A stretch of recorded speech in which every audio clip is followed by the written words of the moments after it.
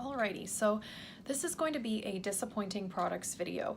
And I know some people get offended by these, but I think they're really useful. And if someone mentions a product that I really like and they don't like, I think that's just interesting because not everybody can like everything and not everything works for everybody. So don't be offended, it's just fun.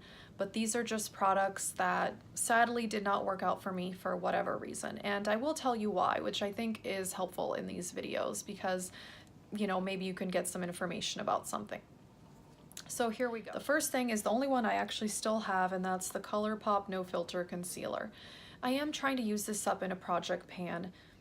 Basically, this is just too dry for my under eyes, so I am mixing it in with foundation, and it's fine for that. I have plenty of foundation, so I don't really need to be doing that, but there's just no one that I could like really give it to, and I figure, well, if I can make it work, I might as well use it up, but unfortunately it is too dry under my eyes. And people say that this is a dupe for the Tarte Shape Tape. I do disagree with that because I have finished an entire tube of the Tarte Shape Tape, and that has much more coverage than this, and it's not as drying under the eyes. I wouldn't call Tarte Shape Tape my ultimate favorite though, but I did like it a lot more than the ColourPop. So sadly, I wouldn't repurchase this, but hopefully I will finish it up using it mixed in with foundation. Okay, next up is the Sol de Janeiro Boom Boom Cream and the body spray. Now, everybody loves these. People are obsessed with these products and they smell amazing. I love that sweet, sugary pistachio scent.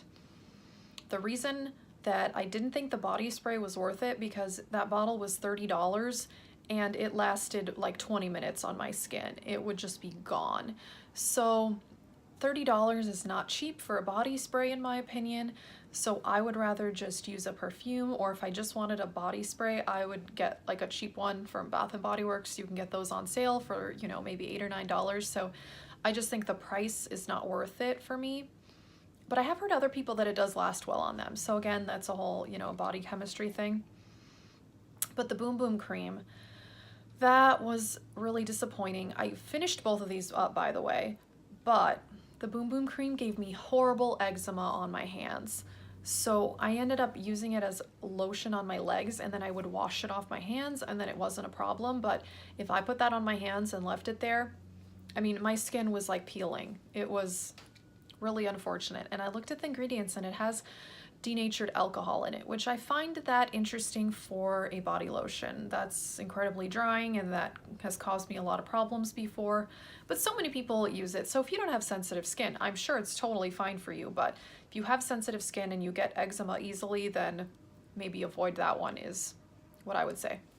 Okay, next up, sadly, I really wanted this to work for me, and it was the Makeup Forever eyeshadow palette, the colorful one. This was on sale at Sephora, and I know a lot of people like these. Canoe, I know, really likes the Makeup Forever eyeshadow palettes, but I ended up returning it. It wasn't terrible, but it's just not the formula I love. It was very stiff, and I had to put on like 3 layers to get the colors to show up. So I just didn't think that was worth it for a high-end product.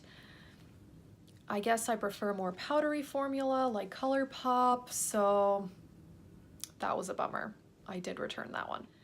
This was the BH Cosmetics Take Me to Brazil palette. This had so many pretty colors in it, and I did like the colors. The formula was a bit dry, not super pigmented, but they were really nice. For matte colors too, it's actually, I don't mind if it's not as pigmented for something that as bright as these colors were because you can kind of build it up. But the reason I gave this away, it smelled like paint. Every time I opened that palette, I was just like, whoa, this is gross. So, and I actually really want the BH Cosmetics Festival palette. So if you have tried other BH Cosmetics palettes in the last 6 months to a year, because I bought that palette over a year ago, and if they didn't smell like paint, please, please let me know because I do want to buy more from BH Cosmetics, but that really, really threw me off and I did not like that. So please let me know. Okay, next up, sadly, both the Modern Renaissance and Subculture palettes were disappointing to me. Not for whatever reason you may think though, because I actually really liked them and I really liked the qualities, and I liked Subculture. I actually liked Subculture more than I liked Modern Renaissance because I feel like the colors in it were much more creative. But sadly, I don't have either of these palettes anymore because they both caused me allergic reactions on my eyelids. My eyelids became swollen and red. I have never had that with any other eyeshadow I've ever tried, and I have tried eyeshadows from the drugstore, high-end, whatever, blah blah, almost every brand. And I've only had that with those two palettes. And I've even tried other Anastasia palettes. I used to have the Mario palette. That did not irritate my eyes, so I don't know. I tried to analyze the ingredients to see if I could figure out what it was, but I couldn't figure out what the ingredient was. I'm just not sure because there was one ingredient that I thought maybe was the culprit, and then I looked and I had a few other palettes that had that ingredient and it didn't cause eye irritation. Maybe it's like the concentration of it was higher. I really don't know. So that was really sad. I particularly liked the Subculture palette, but you know, I returned it because if that's, you know, if something's irritating your skin, you know, it's time to say goodbye.